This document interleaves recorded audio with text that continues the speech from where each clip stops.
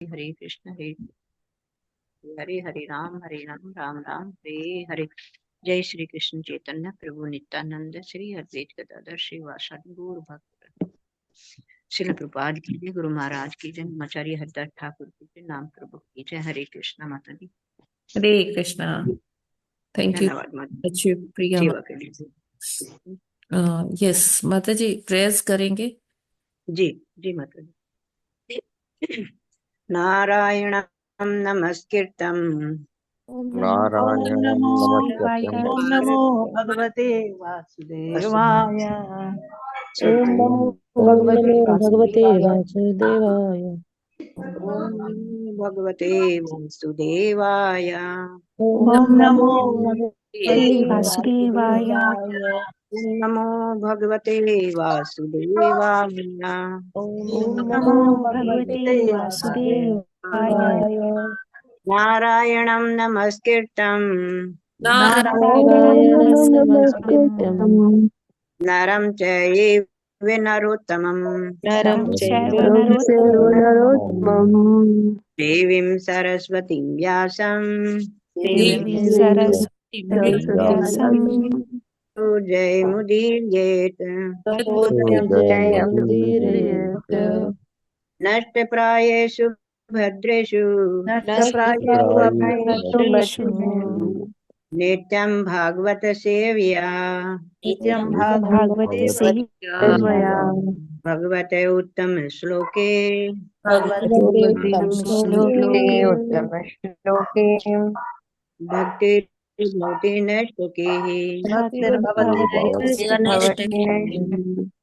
कृष्णाय वासुदेवाय कृष्णाय कृष्णाय वासुदेवाय देवकी नन्दनाय च देवकी नन्दनाय च नन्दगोपकुमाराय नन्दगोपकुमाराय गोपकुमाराय गोविन्दाय नमो नमः। गोविन्दाय नमो नमः। मुकुं करोति वाचालं मूकं करोति वाचालं वाचालं अङ्गुलङ्घयते गिरिं पङ्गुं लङ्घयते लङ्घयते गिरिं। गिरिम्।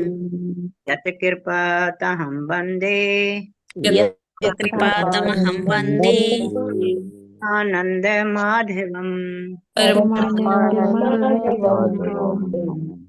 ॐ अज्ञानतिमिरन्धस्य ज्ञानाञ्जनशलाकया चक्षुरुन्मीलितं येन तस्मै श्रीगुरुवे नमः। श्रीचैतन्यमनोभीष्टं स्थापितं येन भूतले स्वयं रूपकदा मह्यं ददाति सौपदान्तिकं वन्देऽहं श्रीगुरुवो श्रीयुतपदकमलं श्रीवैष्णवाष्टं श्रीरूपं सागरजातं सहगण रघुनाथावन्तितं तं सजीवनं सावधेतं सावधूतं प्रियजनसहितं कृष्णचैतन्यदेवं श्रीराधाकृष्णपादान् सहगण ललिता श्रीविशाखावन्तितवाश्च। हे कृष्ण करुणा सिन्धु दीनबन्धु जगत्पते गोपेश गोपीकान्त राधाकान्त नमस्तुते। तप्त कांचन गौरांगी राधे वृंदावनेश्वरी वृषभानुसुते देवी प्रणमामि हरिप्रिय। वाञ्छाकल्पतरुभ्यश्च कृपा सिन्धु भव एव च पतितानां पावनेभ्यो वैष्णवेभ्यो नमो नमः। जय श्री कृष्ण चैतन्य प्रभु नित्यानंद श्री अद्वैत गदाधर श्रीवासादि गौर भक्तवृंद। नमः ओं विष्णुपादाय कृष्ण पृष्ठाय भूतले श्रीमते भक्ति वेदांत स्वामिनी इति नामने। नमस्ते सरस्वते देवे गौरवाणी प्रचारिणे निर्विशेष शून्यवादी पाश्चात्य देश तारिणे। हरे कृष्णा कृष्णा कृष्णा हरे हरे हरे राम राम राम हरे हरे। हरे कृष्णा माता जी। कोई त्रुटि हुई थैंक तो यू माफ सो करिए मच माता जी। अच्छी प्रिया देवीदासी माता जी। आपका बहुत बहुत धन्यवाद आज का जप और आज का प्रार्थनाएं करने के लिए। और सभी डिवोटीज का हार्दिक अभिनंदन है आज के प्रातःकालीन जप सत्र में। हरे कृष्ण माता जी, साधु प्रणाम। हरे कृष्णा माता जी, दंडवत प्रणाम। प्रणाम माता जी, हरे सभी को कृष्ण माता जी, दंडवत प्रणाम माता हरे जी। कृष्ण माता जी। हरे कृष्णा हरे कृष्णा माता जी, दंडवत प्रणाम। दंडवत प्रणाम प्रभु हरे जी। कृष्ण माता जी, दंडवत प्रणाम माता जी, सभी को दंडवत प्रणाम। जी समय हो गया है अब प्रभुपाद जी के कोट का।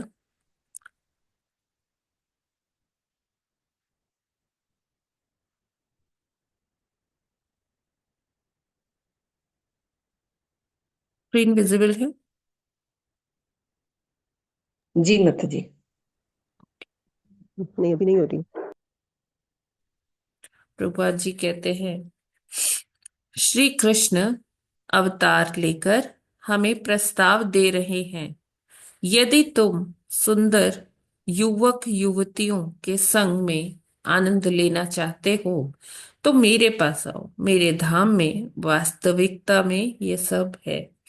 लॉस एंजलिस 2 जनवरी 1974। तो प्रभुपाद जी लॉस एंजलिस में एक प्रवचन के दौरान ये बोले हैं आज ही के दिन पे। तो वो ये क्यों बता रहे हैं? क्योंकि ये जो भौतिक जगत है इसमें जो काम वासना है उसको लोग सबसे बड़ा सुख अगर कोई मानते हैं ना, वो यही मानते हैं, काम सुख, है ना। जो युवक है वो युवतियों की तरफ आकर्षित होते हैं, युवतियां युवक की तरफ आकर्षित होती हैं। और उनको लगता है कि सबसे बड़ा सुख यही है इस भौतिक जगत में। तो प्रभु कोई किसी की सुंदरता से आकर्षित होते हैं। तो यहाँ पर जो सुंदरता है वो सुंदरता क्या है? भौतिक जगत की सुंदरता आध्यात्मिक जगत में जो सौंदर्य है उसका एक अंश मात्र है ना, बहुत थोड़ा सा। और यहाँ पर जो सुंदरता है वो कैसी है? जन्म मृत्यु जरा व्याधि, हमें ना चाहते हुए भी बुढ़ापा आता है ना, ना चाहते हुए भी बीमारियां लगती है, सब होता है। लेकिन बहुत जो आध्यात्मिक जगत है, जो भगवान का धाम है, वहां पर ऐसा कुछ भी नहीं होता। वहां सब चिरायु रहते, मतलब यौवन सब में चिरकाल के लिए रहता है। कभी ऐसा नहीं होता कि कोई बूढ़ा हो गया, किसी को झुरझुरियां आ गई है, या कोई किसी को आवश्यकता पड़ रही है कि वो फिर से ये सारे कॉस्मेटिकली वो सर्जरी कराए और अपनी त्वचा को ठीक करे। तो वो ये सब भौतिक जगत की चीजें हैं कि बुढ़ापा आएगा, बीमारियां लगेंगी। जो आध्यात्मिक जगत है वहां ऐसा बिल्कुल भी नहीं होता। तो भगवान हमें यहाँ पर ऑफर दे रहे हैं कि अगर आपको ये करना ही है, युवक युवतियों का संग लेना ही है, तब भी आप भौतिक जगत में आसक्त ना होइए। आप कहाँ आ जाइए? आप मेरे धाम में आ जाइए। मेरा धाम क्या है? वहां पर वास्तविकता में सौंदर्य है। वहां पर वास्तविकता में जो जो सुंदर सुंदर युवक युवतियां हैं।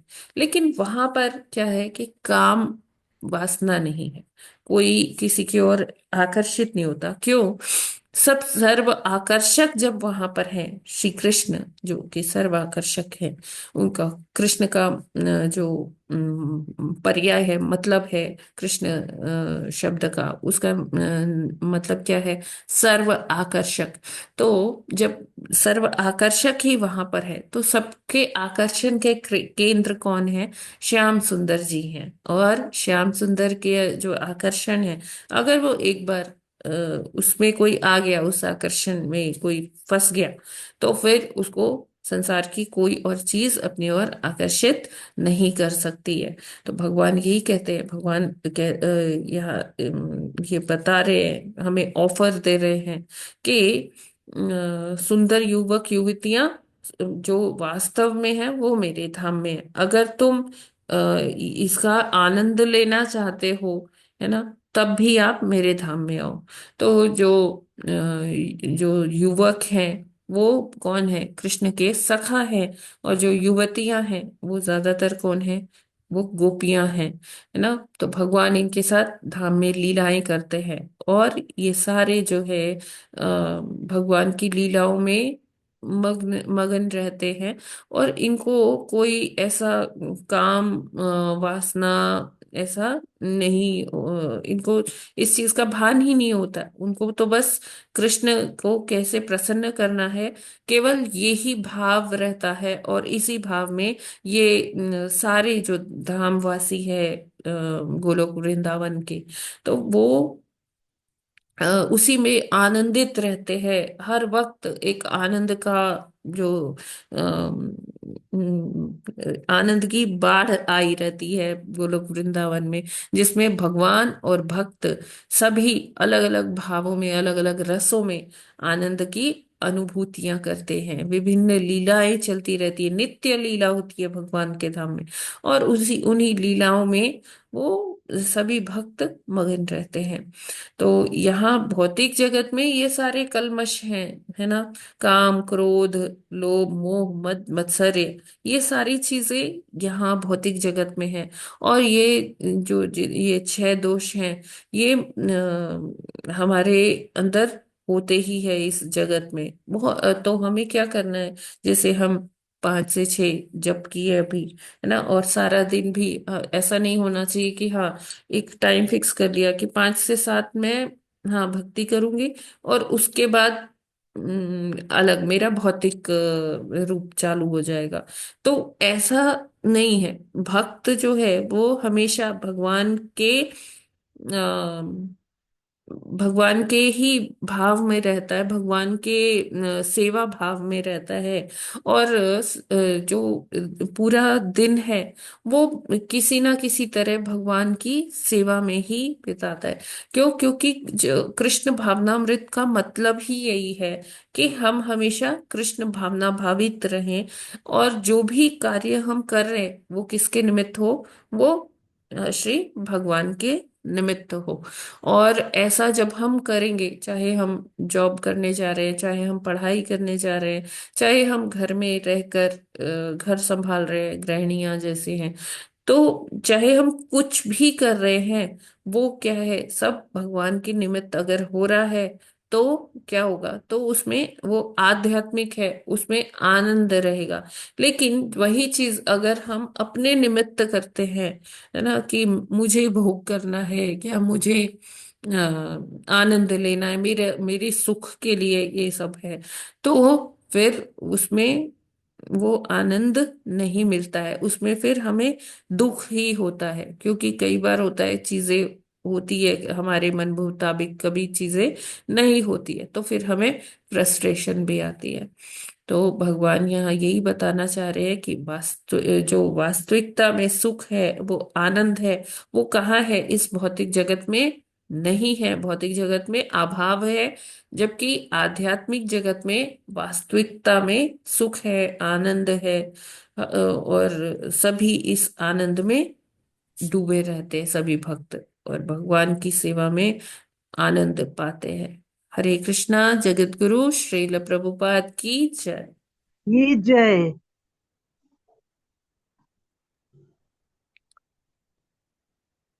ठीक है, ये सभी को क्लियर है ना? हरे कृष्णा। हरे जी कृष्ण माता माता जी, जी। वैसे भी ये चिदानंद आकाश कहलाता है ना, जो भगवान का लोग चिदानंद लोग। हाँ जी, बिल्कुल। जी। ये माता जी, चिदानंद शब्द का वर्ड का मतलब क्या है? जगह जगह आता है ही, जैसे यूज होता है। प्रभु जी, माता जी ने जैसे पूछा। सत चित आनंद वही है ना? अच्छा, चित्त का आनंद, ठीक है हाँ, माता जी। सत चित और आनंद, हाँ ठीक है। जो तत्व है। सत चित आनंद। हाँ, चिदानंद शब्द आता है माता जी, जैसे चित। बहुत तो सारी जगह। आनंद को जब त और अ की संधि होगी ना, वो द बन जाएगा प्रभु जी। चित्त आनंद हो जाएगा मतलब, ये हाँ, ठीक है चित माता जी। हरे आनंद। कृष्ण। हाँ, अब मुझे ये याद नहीं है कि ये कौन सी संधि है, आई डोंट रिमेम्बर। लेकिन हाँ, ऐसा होता है। और हरे कृष्ण माता जी, ओम हरे कृष्ण माता तत्सत, ओम तत्सत भी होता है, हाँ जी, यस माता जी। उसका वो उसका क्या मतलब है? ओम तत्सत का मतलब है कि हमने एक तरह से पूर्ण कर दिया, जैसे हम कहते हैं ना पूर्ण आहुति। तो किसी भी चीज को अगर हमें संशय रह गया है कि पता नहीं हमने पूरा किया है नहीं किया है, कहीं कुछ छूट तो नहीं गया, कुछ मिसिंग तो नहीं रह गया, तो अगर आप लास्ट में ओम तत्सत बोल देते हैं तो वो पूर्ण हो जाता है। ठीक है। माता जी, परम जी। पुरुष को जो है संबोधित करने के लिए ये शब्द पूर्व में जो है ओम तत्सत यूज हुआ करता था। और हाँ। बहुत बहुत सारे जो योगी लोग हैं वो यज्ञ दान और तपस्या में भी ओम तत्सत यूज करते हैं। हम्म। ये तत्सत में जो तत् शब्द है, हम्म। तो वो तत् शब्द किसके लिए यूज होता है? सत तो भगवान के लिए भी है, यज्ञ करने वाले के भी लिए है। ये तत् शब्द क्यों यूज होता है? क्या है ये तत् शब्द? प्रभु जी, ये ना विस्तृत रूप से 17वें अध्याय में बताया गया है, उसमें आप, लास्ट श्लोक में। है ना। और ये वास्तव में माता जी ये सकारवादी वाले, जैसे हम लोग भगवान के संपूर्ण रूप को मानते हैं, उनके लिए है कि योगियों के लिए है वास्तव में? हालांकि परमेश्वर को जो है ये संबोधित करने के लिए किया तो जाता था, लेकिन मंत्रों के जब से पहले भी किया जाता है, योगियों द्वारा भी किया जाता है। तो ज्यादा, क्या ये तीनों के लिए? जी, ज्यादा हरे कृष्ण। कंफ्यूजन की जरूरत नहीं है, इतना ही समझिए कि जैसे हमारे भगवान पूर्ण है, पूर्णमिदम है ना। तो उन मतलब वहां कोई अधूरापन नहीं है ना, भगवान के अंदर सब कुछ समाया हुआ है ना, संपूर्ण है वो। तो उसी तरह से किसी कार्य की संपूर्णता के लिए हम लोग कुछ जब भी कंप्लीट होता है, फिनिश होने वाला होता है, तो हम उसकी पूर्णता के लिए, संपूर्णता के लिए ओम तत्सत का प्रयोग करते हैं, क्योंकि ये भगवान के तुल्य ही है, भगवान जैसे संपूर्ण है, तो वो कार्य में संपूर्णता के लिए हम ओम तत्सत बोलते हैं। ठीक है। और इसके हरे लिए कृष्ण माता जी। ज्यादा विस्तृत रूप से आप 17th चैप्टर पढ़ेंगे भगवत गीता का, उसमें आता है मेरे ख्याल से 23वां श्लोक है माता जी। 21st श्लोक है माता जी, क्या कह रहे हैं? 23 ट्वेंटी। श्लोक है माता जी, 23। जी जी हाँ, जी। लेकिन माता जी उसमें ओम भगवान को भी सत्य कहा तत्सृति। गया है हाँ माता जी, ये और वाला है। यज्ञ ओम करने वाले को तत्सृति भी सत्य कहा निर्देशो। गया है। हाँ तो जी। इस वजह से थोड़ा सा। वही कह रही हूँ ना, जैसे भगवान संपूर्ण है, उसी तरह से किसी कार्य की संपूर्णता के लिए व्यक्त करने के लिए हम ओम तत्सत का प्रयोग करते हैं। और अब हम भागवतम में आगे चलते हैं, वरना हम यहीं पर जी। हरे कृष्ण माता जी। जाएंगे। हरे कृष्णा।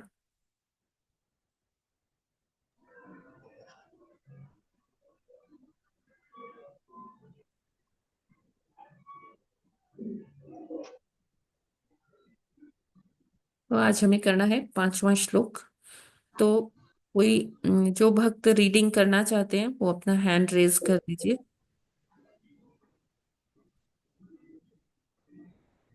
हरे कृष्णा। जो तात्पर्य रीडिंग करना चाहते हैं वो अपना हैंड रेज कर सकते हैं। जी, ठीक है। अच्युत प्रिय माता जी, आपने अभी जब भी किया है तो आप थक तो नहीं गए होंगे? नहीं माता जी, बस मेरे लिए ना थोड़े से दिन की बात है, फिर मैं बिजी हो जाऊंगी। ओके ओके, फाइन माता जी। ठीक है। कविता अभी पाठी माता जी एंड अभी अच्युत। मैं बैठे हूँ, फिर मैं बोल नहीं ठीक पाऊंगी। है। यस, श्लोक स्टार्ट करते हैं पहले।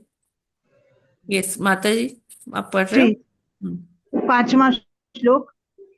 तयोः संवदतोः सूत प्रवृत्ता हि अमलाः कथाः आपो गंगा इवाग्निर् हरेः पादाम्बुजाशयाः। हरे कृष्णा। हरे कृष्णा माता जी, सभी को दंडवत प्रणाम। तयो संबदतो श्रुता प्रवृत्ताः हामल्लाः कथा आपो आपो आपो गांडा इवाग्न हरिः पदाम्बुजाश्रयाः। हरे कृष्णा। हरे कृष्ण।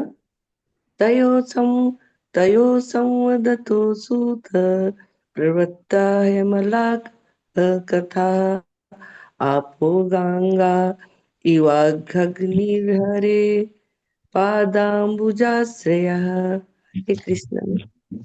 हरे कृष्णा। तयो संवदतो सूत प्रवृत्ता अमलः तथा आपो गंगा इवाग्नि हरेः पदाम्बुजाश्रयः। हरे कृष्णा। हरे कृष्णा। तयो स्वदत्तो सुत प्रवत्ता हि अम्ला कथा आपो गंगा एवा हरे पदाम्बुजाश्रया। हरे कृष्णा।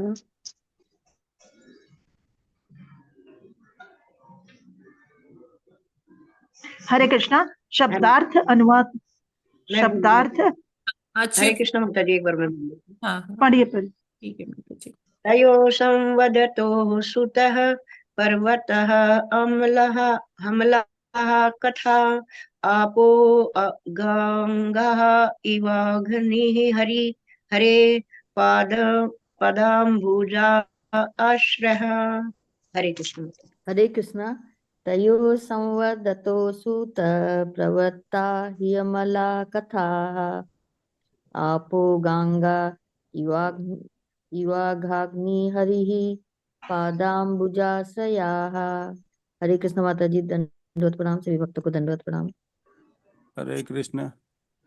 तयो संवादतो सुता प्रवृता हि आमला कथा आपो गंगा इवाघ ध्वनिर्हरे पादाम्बुजाश्रया।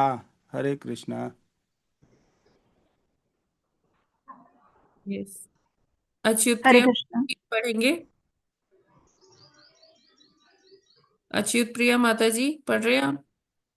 जी जी माता जी। पढ़िए। शब्दार्थ।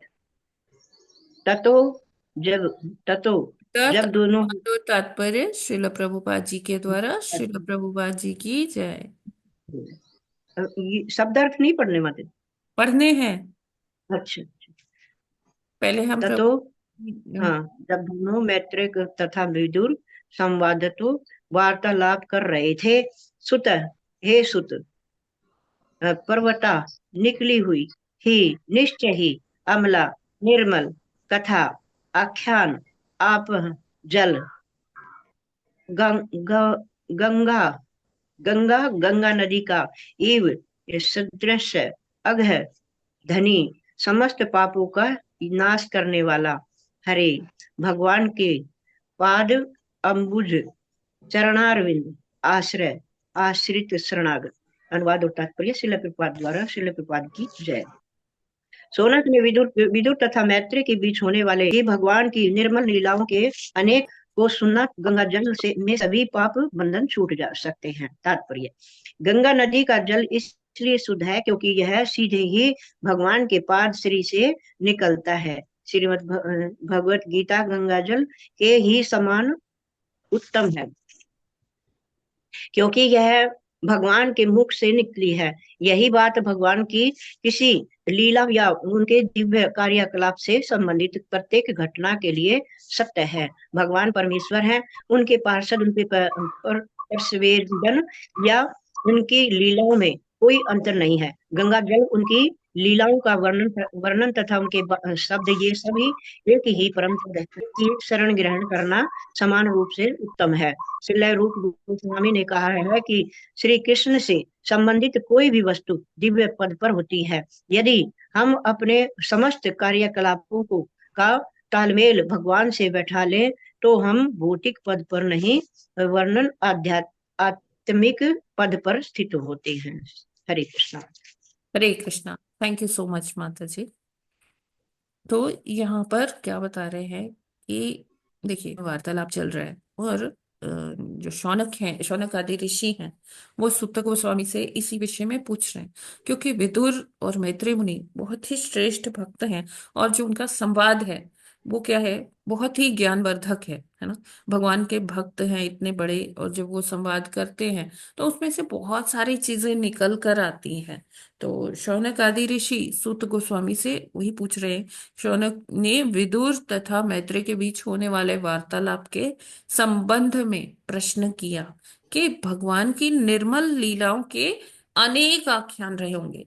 अभी जब दो भक्त बैठ रहे हैं, बात कर रहे हैं साथ में, तो वो अलग अलग लीलाओं के बारे में चर्चा किए होंगे, है ना, और उनको सुना। जैसे कहते हैं कि अगर हम गंगा जी में स्नान करते हैं, है ना, तो उससे तो हम शुद्ध होते ही हैं, हमारे पाप धुल जाते हैं उसमें, है ना। लेकिन भागवतम भी एक गंगा जल के समान ही है, क्योंकि जब हम भागवत रूपी गंगा जल से स्नान करते हैं, तो उससे क्या होता है, उस वो गंगा जी में जाने के लिए तो हमें अपने घर से बाहर निकलना पड़ेगा, जाना पड़ेगा वहां तक। रोज रोज हम नहीं जा सकते हैं। लेकिन ये जो भागवत रूपी गंगा जल है, ये हम घर बैठे भी इससे शुद्ध हो सकते हैं, इससे स्नान कर सकते हैं। ये उसी स्नान के सदृश है, उसी के समान है। क्योंकि इससे भी क्या होता है, धीरे धीरे करके हमारे हमारे हृदय का परिवर्तन होता है, और हमारे सभी पाप बंधन छूट जाते हैं। हम सभी पाप बंधनों से धीरे धीरे मुक्त होते हैं, जैसे जैसे हम, क्योंकि जब हम कथा सुनते हैं ना, भागवत सुनते हैं ना, तो श्रवण से, जो हमारे कर्ण कर्ण के श्रवण से क्या होता है कि जो ठाकुर जी है वो हमारे हृदय में प्रवेश करते हैं। और जैसे जैसे ठाकुर जी हृदय में प्रवेश करते हैं, वैसे वैसे हमारी जो हृदय की मलिनता है वो साफ करते हैं ठाकुर जी, है ना। उसमें वो कोई फिनाइल, कोई ये सब चीजें यूज नहीं करते हैं। ठाकुर जी अगर आ गए तब अपने आप जो है सारे कल्मश उनको देख के ही भाग जाते हैं। तो इस तरह से इसीलिए कहा गया है कि जो भागवत श्रवण है वो भी गंगा जल में स्नान से कम नहीं है ना। अब गंगा जल की इतनी महत्ता क्यों है? क्योंकि गंगा जल कहाँ से आया है? भगवान का चरणामृत है ना। जब भगवान वामन रूप में आए थे, तो जब उन्होंने बलि महाराज से 3 पग भूमि मांगी थी, तो 3 पग भूमि, जब वो तीसरा मतलब जब जो दूसरा स्टेप रख रहे थे, तो उन्होंने आकाश से उनका जो ये पाँव है उसके अंगूठे से वहां छेद हो गया। तो ऊपर क्या है, कारण सागर है, कारण सागर से क्या हुआ कि वो जो जल है वो नीचे आ गया। और वो भौतिक जगत में सबसे ऊपर क्या है, सत्यलोक है, जहाँ ब्रह्मा जी का वास है। तो वहां पर ब्रह्मा, जब ये जल गिरा तो ब्रह्मा जी कहते हैं, अरे वाह, ये तो मेरे प्रभु का चरणामृत है। उन्होंने फटाफट अपने कमंडल में धारण कर लिया। फिर क्या हुआ कि ये जो कालांतर में ये जो इक्ष्वाकु वंश के लोग हैं, तो इसमें कुछ राजाओं ने देखा कि उनके जो पूर्वज है ना, वो तृप्त नहीं है। तो क्या कर सकते हैं, गंगा जल लाना पड़ेगा, है ना। तो उन्होंने बहुत तपस्याएं की, बहुत कुछ किया, लेकिन ऐसा नहीं, संभव नहीं हो पा रहा था। फिर एक आए राजा भागीरथी जी। तो भागीरथी जी ने तपस्या की अपने पूर्वजों के निमित्त, और वो कामयाब रहे अपनी तपस्या में। और वो गंगा जी को भी प्रसन्न कर लिए। तो गंगा जी ने कहा कि मैं आपके साथ आ तो जाऊंगी, लेकिन मुझे धारण करने के लिए कोई होना चाहिए। क्योंकि अगर मैं ऐसे आई तो मेरा वेग इतना ज्यादा है कि जो ये धरती है उसके पर खच्चे उड़ जाएंगे, मतलब वो खंड खंड हो जाएगी, वो मेरा वेग सहन नहीं कर पाएगी धरती। तो फिर ये हुआ कि किसको बोला जाए। तो जब ऐसा कुछ गंभीर समस्या होती है, जैसे जब समुद्र मंथन हुआ था तो विष निकला था, तो कोई नहीं था विष को धारण करने वाला। तो तब कौन आते हैं डिजास्टर मैनेजमेंट के लिए, या एकदम जब कुछ समझ में नहीं आता है, तो भगवान के जो परम भक्त है, वैष्णवा नाम यथा शंभु, तो वो आते हैं। शिव जी धारण करते हैं वो हलाहल विष। तो उसी तरह से अभी गंगा जी को धारण कौन करेगा? तो फिर से शिव जी ने ऑफर किया कि हाँ, ये सेवा मैं करूंगा। तो गंगा जी उनको कहती हैं कि देख लीजिए शिव जी, मुझे धारण करना इतना आसान नहीं है, मेरा वेग बहुत ज्यादा है। तो शिव जी कहते हैं माता जी आप आइए। तो शिव जी अपनी जटाएं मतलब जैसे बंद कर लेते एकदम, और गंगा जी आती है तो गंगा जी उसमें छुप जाती है, कहीं से निकलती नहीं। शिव जी की जटाएं, शिव जी में इतना वो तपोबल है कि गंगा जी एकदम उनकी जटाओं में छुप जाती है। फिर अब भागीरथी जी कहते हैं कि जिस लिए मैं लाया तो गंगा जी को कि यहाँ आएंगी, तो अभी तो वो तो शिव जी की जटाओं में ही छुप गई हैं। फिर वो शिव जी से प्रार्थना करते हैं, तो शिव जी फिर अपनी एक जटा, एक लट जिसको कहते हैं, वो निकालते हैं, और उसमें से जितना पानी, जितना गंगा जल निकलता है वो ही हम धरती पे देखते हैं। बाकी सब गंगा जल कहाँ है? शिव जी की जटाओं में ही है। और फिर गंगा मैया निकलती है उनकी ग्लट के थ्रू, और पतित पावनी गंगा आती है जन कल्याण के लिए, है ना, हमारे पाप धोने के लिए। और यहाँ पर समृद्धि की प्रतीक है गंगा मैया। तो गंगा ऐसे देखिए, चार चीजें हैं जिनकी प्राण प्रतिष्ठा नहीं करनी पड़ती। आप कहीं से गंगा जल लेके आए, अभी कुंभ होने स्टार्ट होने वाला है, तो सब लोग आएंगे अपने अपने घर में गंगा जल लेके जाएंगे वहां से, है ना। तो ऐसे बताया गया है कि चार चीजें हैं जिनकी हमें प्राण प्रतिष्ठा नहीं करनी पड़ती। एक उसमें से क्या है? गंगा जल है। गंगा जल लेके आइए और उसको जैसे ही लाए उसको डायरेक्टली आप इस्तेमाल कर सकते हैं, है ना। और एक होते हैं दूसरे हैं शालिग्राम जी जो शालिग्राम जी घर घर में पूजे जाते हैं, मंदिरों में पूजे जाते हैं, है ना। उनका जो विवाह है वो तुलसी मैया से होता है। तो ये जो शालिग्राम जी हैं, इनकी भी प्राण प्रतिष्ठा नहीं होती है क्योंकि ये स्वयं भगवान है। फिर तीसरा है भगवत गीता या भागवत। ये जैसे भगवत गीता है, स्वयं भगवान के मुख से, भगवान की वाणी है, भगवान के द्वारा गाया गया गीत है भगवत गीता। तो इसकी भी प्राण प्रतिष्ठा की कोई आवश्यकता नहीं होती, ये स्वयं भगवान, भगवान की वाणी, भगवान की लीलाएं। अब भागवत जी में क्या है? भगवान की लीलाएं हैं। तो लीलाओं की भी हमें प्राण प्रतिष्ठा, भागवत जी की प्राण प्रतिष्ठा की आवश्यकता नहीं है। बस हम उनको श्रद्धा से अगर हम पढ़े, नित्यम भागवत सेवया, यही उनका प्राण प्रतिष्ठा है अपने आप में। और चौथा चीज क्या है? चार चीजें हैं। हाँ, तुलसी। तुलसी जो तुलसी मैया जो है वो भी क्या है? भगवान की प्रिय है, तुलसी कृष्ण प्रियसी। तो ये चार चीजें हैं कि इनको आप अपने घर में लाएं, और इनकी कोई प्राण प्रतिष्ठा की जरूरत नहीं है। लेकिन जब हम वही देखते हैं कि हम किसी पाषाण की या लकड़ी की विग्रह बनाते हैं, तो हमें उनका अभिषेक करके उनकी प्राण प्रतिष्ठा कायदे से करनी पड़ती है ना। लेकिन ये जो चार चीजें हैं, इसमें भगवान से ही आ रही हैं, और भगवान की साज सामग्री में कोई भेद होता नहीं है। तो यहाँ यही गंगा जी के समान बताया जा रहा है कि ये जो गंगा जी जैसे पतित पावनी है ना, लोगों के जो पापी लोग हैं यहाँ इस जगत के, मतलब ये त्रिपथ गामिनी है, ये तीनों लोक में जाती हैं। और ये गंगा जी क्या करती हैं? जितने भी पापी हैं उनके पापों को नष्ट करती हैं।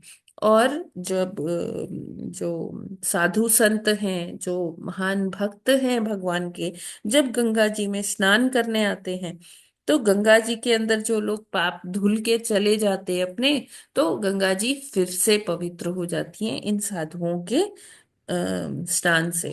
तो जैसे कुंभ होगा, कुंभ में आप देखते हैं अलग अलग साधुओं के संप्रदाय के अलग अलग अखाड़े होते हैं, हाँ अखाड़े कहते हैं, अखाड़े आते हैं। तो वो लोग जब स्नान करते हैं तो गंगा जी पवित्र हो जाती है। और फिर जब पापी लोग जाते हैं तो गंगा जी में वो शुद्ध हो जाते हैं। तो गंगा जल जैसे लोगों के पापों को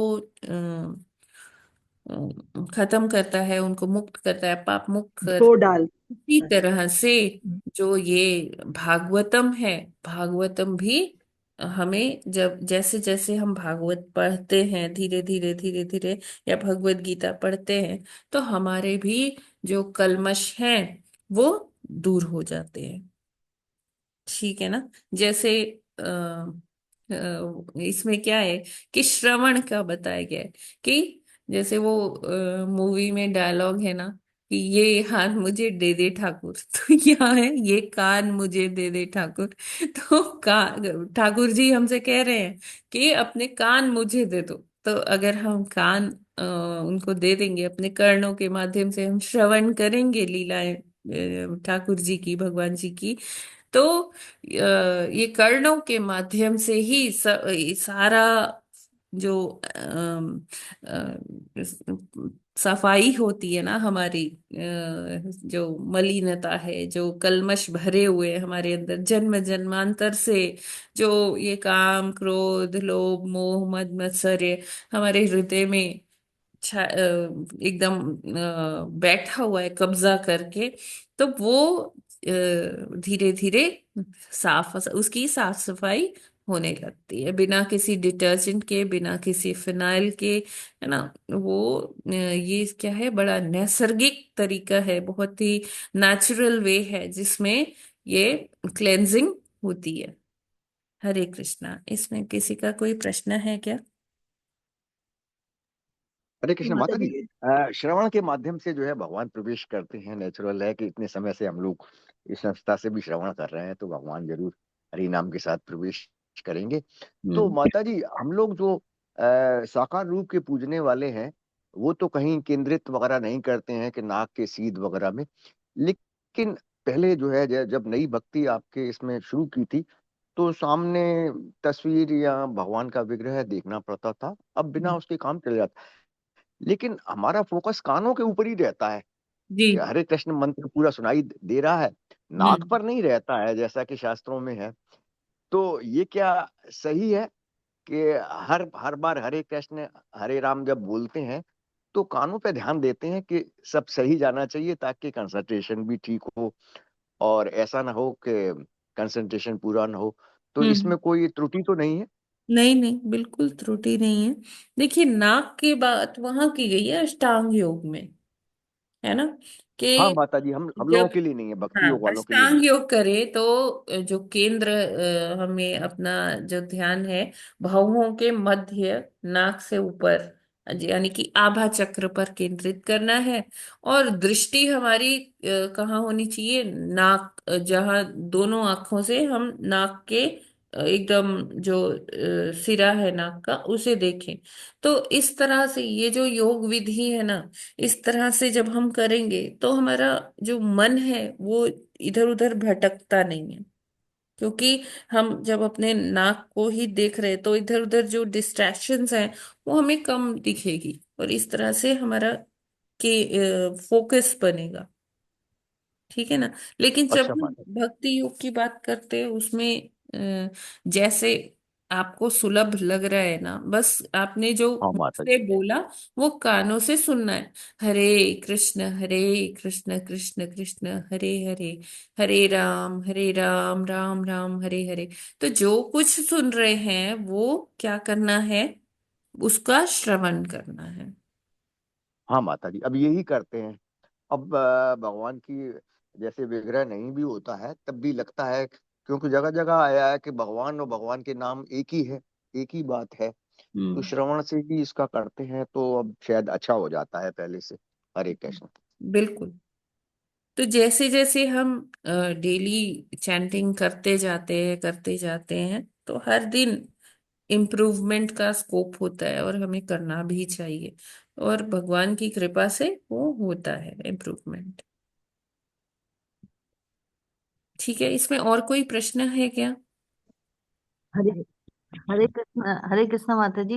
हाँ जी माता जी। वो जो कारणों सागर से जल आया, हम्म। वो ब्रह्मा जी ने अपने कमंडल में रखा। हाँ जी। तो वही जल भागीरथ जी लेकर के आए थे हाँ क्या? हाँ हाँ, वही जल पहले फिर शिव जी की लट से आया,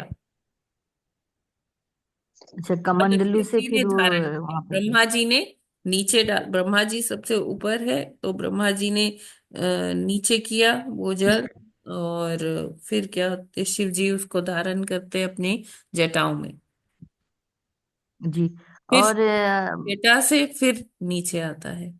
और वो कारणों सागर विरजा नदी को भी तो गंगा नदी कहते हैं ना? हाँ, कारण सागर कह सकते हो उसे। विरजा नदी को। हम्म।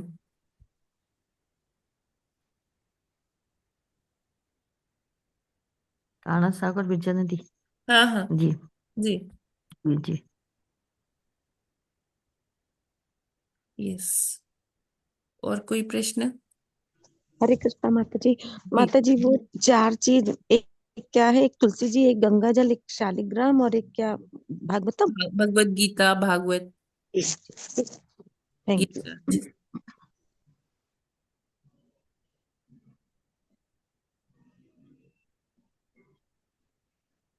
अब देखिए इसमें एक लाइन आती है यहाँ पर, भगवान परमेश्वर हैं, उनके शब्दों, उनके प्रस्वेदन या उनकी लीलाओं में कोई अंतर नहीं है। नहीं। भगवान, भगवान की वाणी हो गई जैसे भगवत गीता, उनका हम्म प्रस्वेदन, प्रस्वेदन क्या है? स्वेट, पसीना, है ना? और हम्म उनकी हम्म लीलाओं में कोई अंतर नहीं है, चाहे हम उनकी बोली गई वाणी सुने, चाहे हम उनका चरणामृत लें, है ना? वो चरणामृत गंगा जल के रूप में भी हो सकता है ना? प्रस्वेदन भी हो सकता है। प्रस्वेदन क्यों कहा गया है? कि जब भगवान गर्भोदक्षाई विष्णु ब्रह्मांड में एंटर एंटर करते हैं, तो वो जिस गर्भोदक सागर में शयन करते हैं ना, तो वो गर्भोदक सागर किस चीज का बना है? भगवान के पसीने से बना है गर्भोदक सागर। तो अ, ऐसा हमें ये नहीं सोचना चाहिए अरे पसीने से बना है, अरे उसमें तो दुर्गंध आ रही होगी। वो भगवान का पसीना और हमारे पसीने में बहुत अंतर है। अंतर है। तो हम्म। ऐसे ही वो आती है, ऋषभ देव जी का वर्णन आता है, कहानी आती है, उनकी कथा आती है।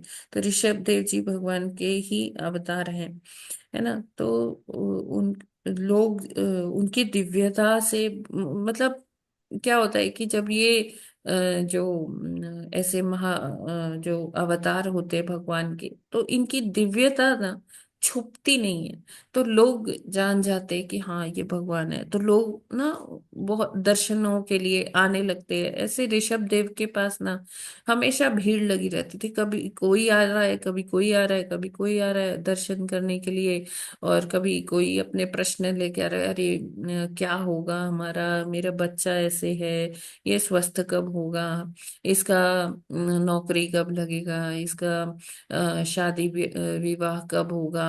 तो ऐसे प्रश्न लेके लोग आने लगते हैं, और मतलब जो संसार के कल्याण हेतु है, हम इस जरा व्याधि से कब बाहर निकलेंगे, ऐसा प्रश्न बहुत कम लोग ही पूछते हैं।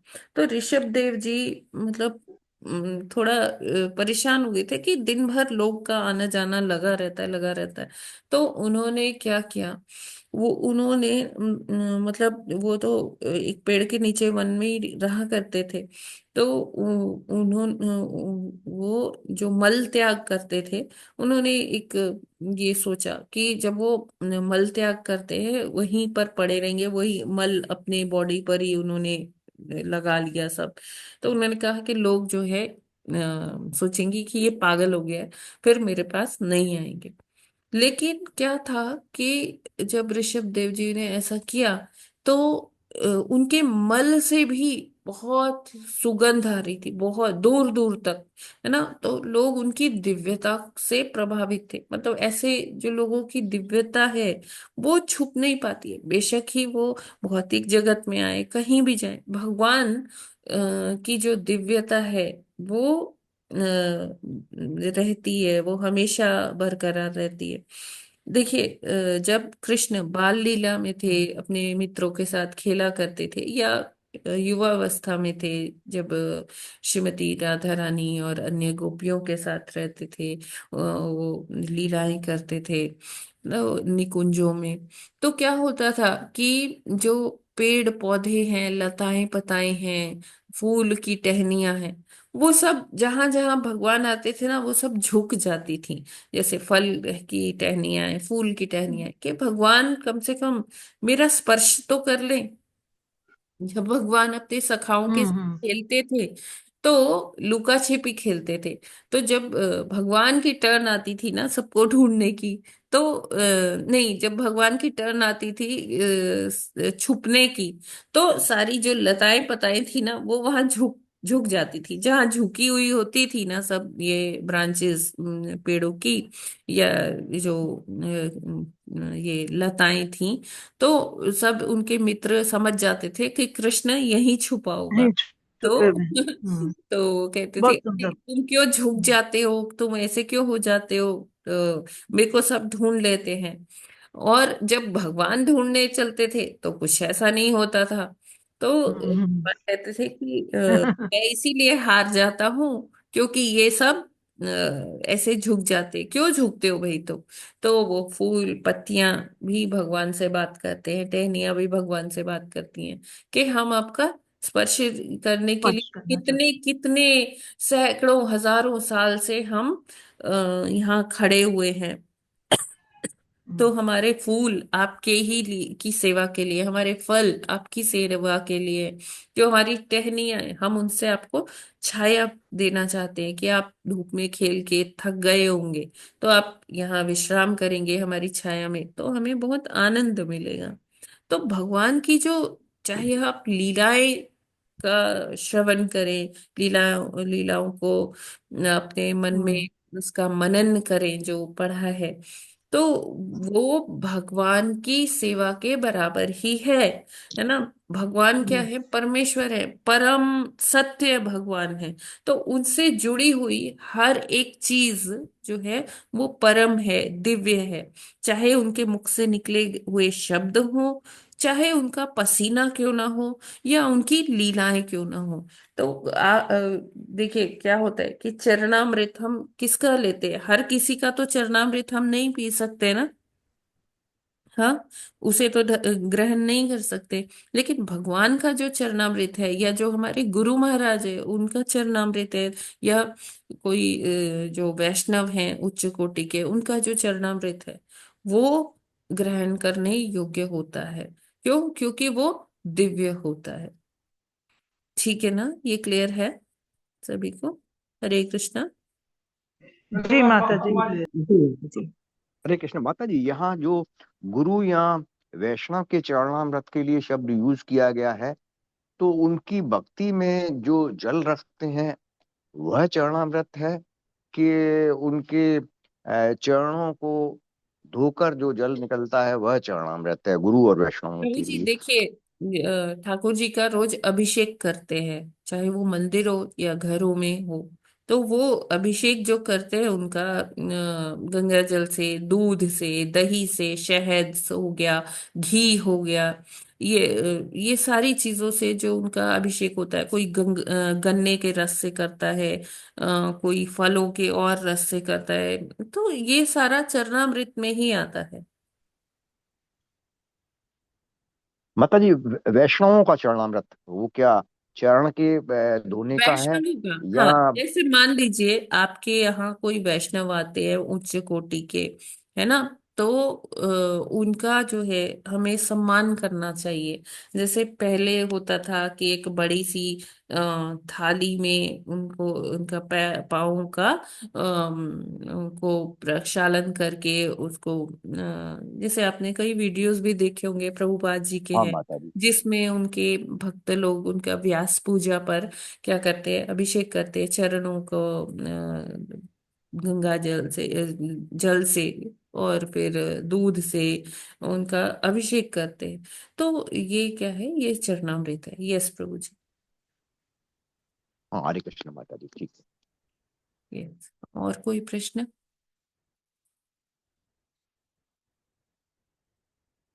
हरे कृष्ण।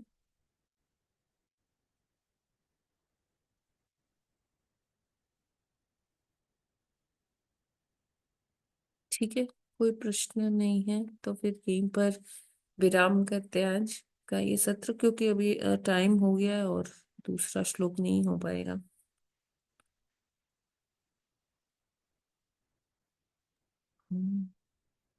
ठीक है।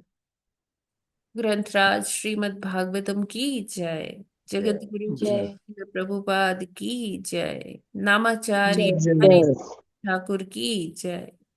अनंत कोटि जय जय। वृंद की जय। वाञ्छाकल्पतरु जय सिंधुभ्य एव जय। पतितानां पावनेभ्यो वैष्णवेभ्यो नमो नमः। हरे कृष्ण। हरे कृष्ण। थैंक यू माता जी, प्रणाम। हरे कृष्ण धन्यवाद। माता जी, सभी को दंडवत प्रणाम। हरे कृष्ण। हरे हरे कृष्ण माता हरे जी, सभी को कृष्ण। दंडवत प्रणाम। हरे कृष्ण माता